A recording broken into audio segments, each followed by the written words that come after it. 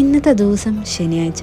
എന്നെ സംബന്ധിച്ചിടത്തോളം എൻ്റെ ദൈവമേ, ഇന്ന് ഞാൻ എങ്ങനെ കഴിച്ചു കൂട്ടുമെന്ന് ആലോചിക്കുന്നൊരു ദിവസമാണ്. കാരണം നമ്മൾ 2 കുട്ടിപ്പട്ടാളങ്ങളും വീട്ടിലുണ്ട്. അതുങ്ങളെ സംബന്ധിച്ചിടത്തോളം ആഘോഷരാവാണ്. ശനിയും ഞായറും എന്ന് പറഞ്ഞാൽ എന്തൊക്കെ ചെയ്യണം എന്നാ.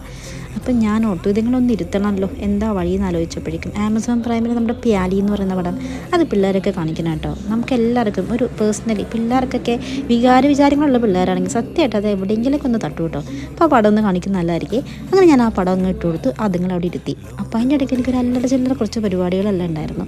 അപ്പോൾ കുറച്ച് ഒതുക്കി പൊറുക്കൽ. അപ്പോൾ ഇതെല്ലാം കഴിഞ്ഞ് ഞാനൊന്നിരിക്കാമെന്ന് ഓർത്തപ്പോഴേക്കും എനിക്ക് വിളി വന്നു, അമ്മ വിശക്കുന്ന സ്നാക്സ് എന്തെങ്കിലും തായോ. അങ്ങനെ ഞാൻ ഓടിച്ചെന്നൊരു പേരയ്ക്ക അങ്ങ് എടുത്തു.